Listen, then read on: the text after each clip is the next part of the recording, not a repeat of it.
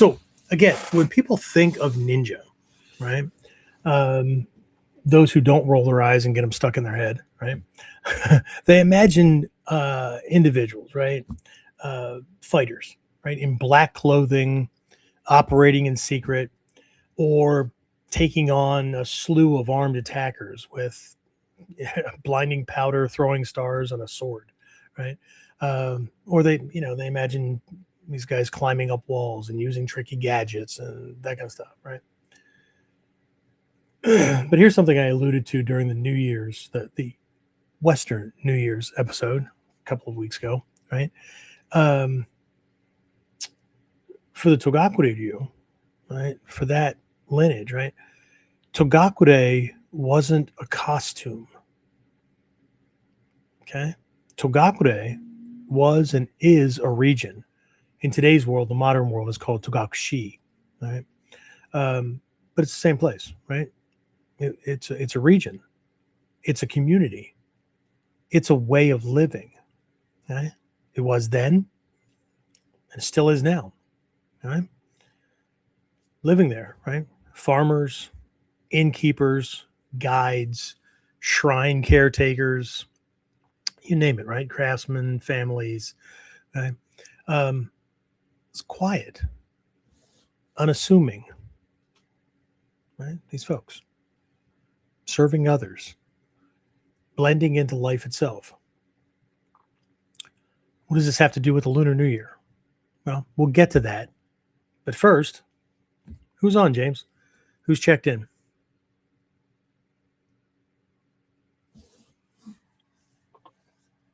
Looks like we got Dave, Kyle, Alan, Maury. Kyle said sound is good. Awesome. Thank you. Thank you. Thank you very much.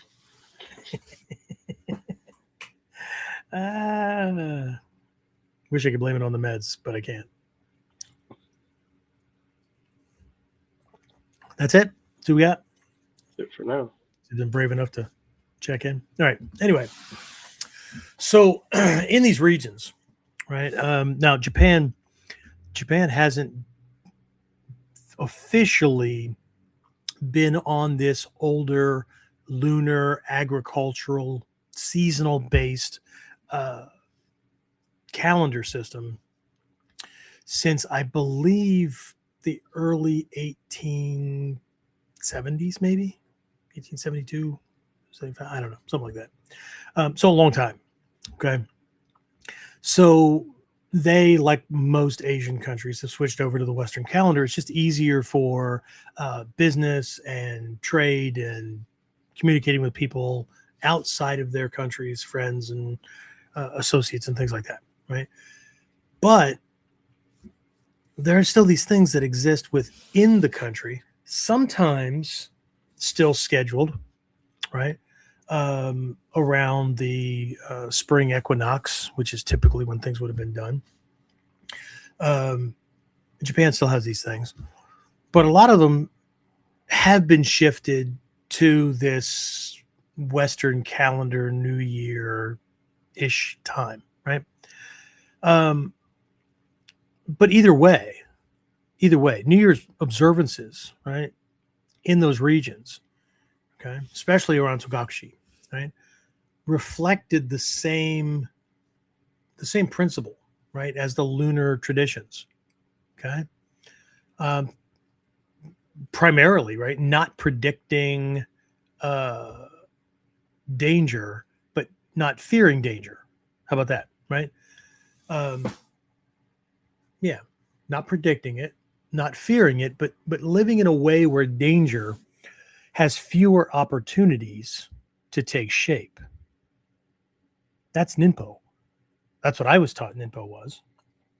And historically, when you look at these things, or even traditionally and culturally, across these different areas, it's still what it is, right?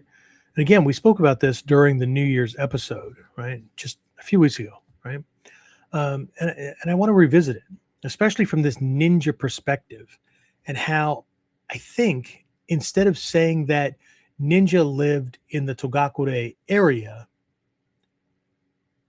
instead of saying these people or these clans, right, lived in the Togakure area, it'd be more correct to say that the Togakure area as a whole had and has a ninja mindset, right? The whole thing, the whole area, not just some people who live there. Everywhere. This is the culture in that region. Okay?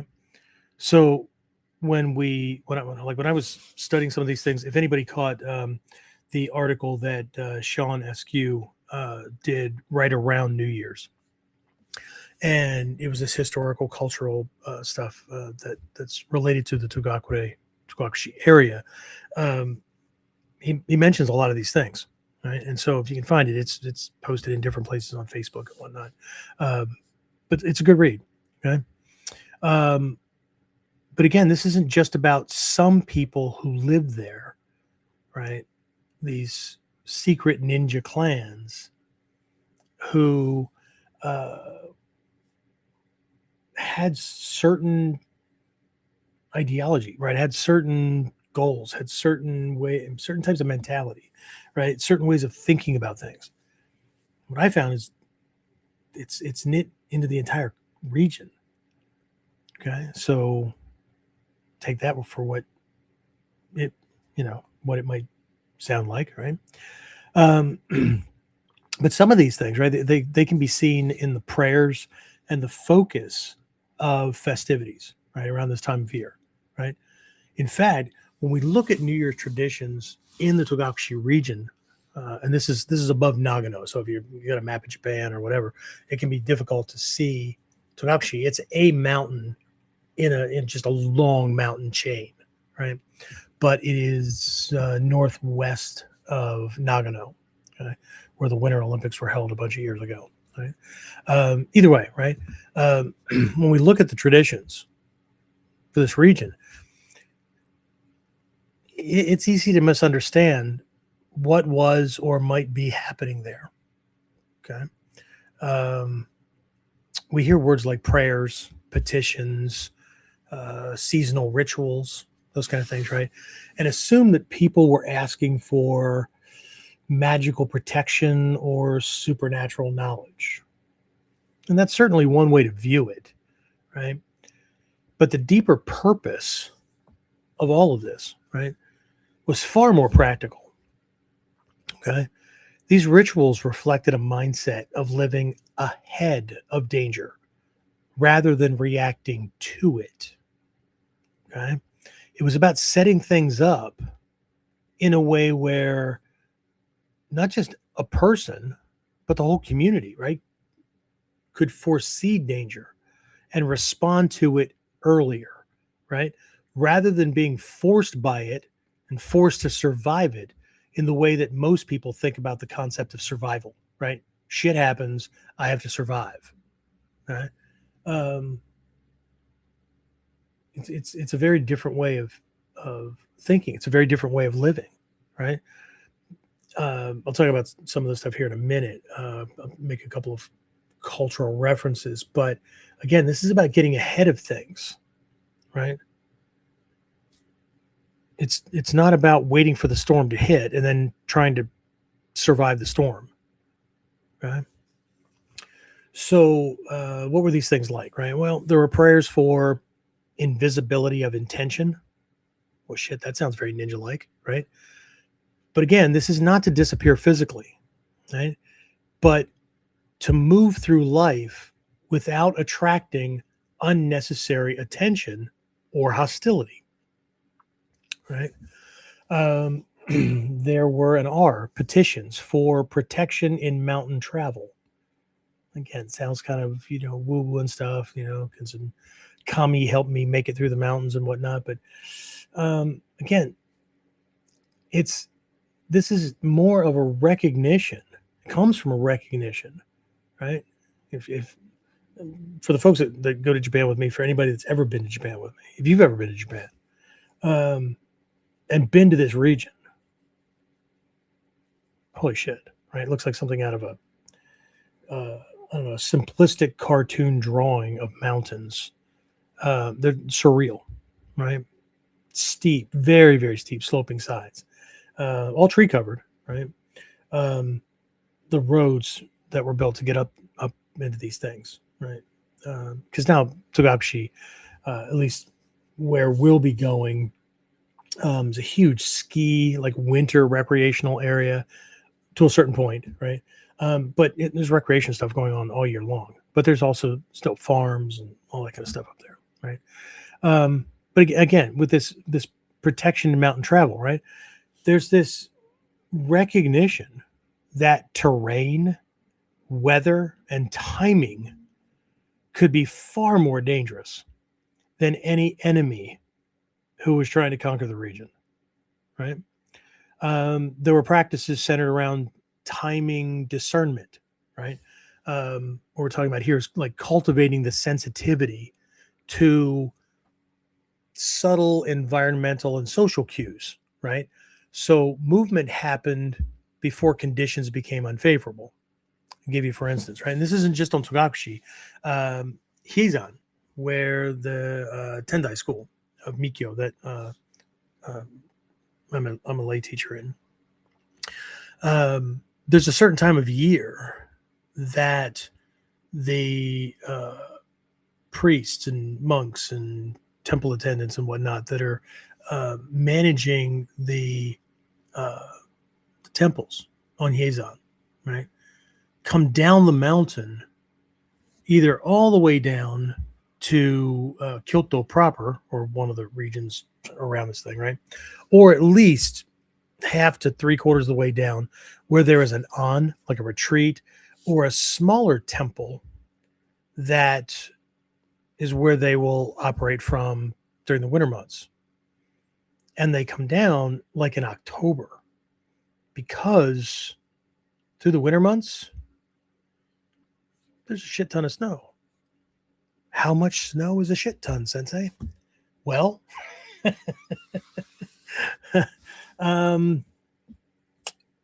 when students see this, right, these temples, the temples themselves, I mean, they're very beautiful and things like that, but they're like a one-story structure, except the roof, right? These long, big, sloping roofs and whatnot are extremely high, right? And so, well, here's an example of for how high, right? Some friends of mine were snowshoeing one winter, right? Skiing and snowshoeing up onto Yeizan, right? And they're wandering around and stuff, and they come up on these like what look like grass huts or something, right? Sticking up out of the snow. They're only, I don't know, 2-3 feet high, right? And that's all that's there. But I mean, there's no doorway, there's nothing like that, right? And they're like digging snow around and stuff like that, and then nothing, right? So they just figure that after the spring thaw, right, after everything melts, they'll come back and visit again. When they came back, right, that was the rooftops of these high peak temples that they were walking on top of. One year I was up on Togakushi. I was at the Ohuza, the top shrine of the 3 primary ones that I take students to, that are all connected to our lineage. And so the Ohuza is the smallest, but it's the topmost shrine. And one year I was up there, and there was still like snow and ice on the ground and whatnot. I ended up there earlier than I normally had, right, during a spring trip. And so there was still snow along the sides. I mean, just basically big mounds that were still melting, right? Most of it was gone, roads and things like that. But I was up there, and this older Japanese gentleman came up, and we got to talking and stuff, and found out that he lives there, right? And he was talking about his he walks back up to this thing every day. It's his exercise, right? And it's a long walk. It's like a 45-minute brisk walk from the roadway where the Ninja House Museum, the Togakushi Regional Museum is, and the bus stop that we'll be taking to get the hell back down off the mountain. About a 45-minute walk back and up this thing. And so we were just kind of chatting and whatnot. And he said it was so low snowfall that year. I said, "Oh, really? What do you mean by low snowfall?" He said, "Oh, my brother will snowshoe it, right? I don't snowshoe it. I go visit family. But he will snowshoe it up. That's his exercise." And he said in the middle of winter, he walked up to this thing and he poked a stick down where the shrine is supposed to be, right? And tapped the pinnacle of the roof of the shrine, okay? Which is, I don't know, a story and a half off the ground, right? And a low snowfall. So we're talking what? That's 25, 30, give or take feet up, maybe. I don't know. And anyway, jabbed down through this thing to find the temple, find the apex of the shrine roof. And it was under 6 feet of snow. So, so what we're talking about here is cultivating a sensitivity, right, to these subtle environmental cues and whatnot, right, to move, to batten down the hatches, to do what's necessary, whatever, right, before the storm hits, okay, before conditions become unfavorable, okay. There were also there's ritual meditation and things like that, but there are these appeals to forestall calamity, so to speak, right? Not as wishful thinking, not as chase the storm out to sea, God, or whatever prayers people use, right? Not as wishful thinking, but as reminders to identify risk early enough that crisis, that state, that type of crisis induced survival mode never needed to form, right? So the common thread across all of these practices is simple, right?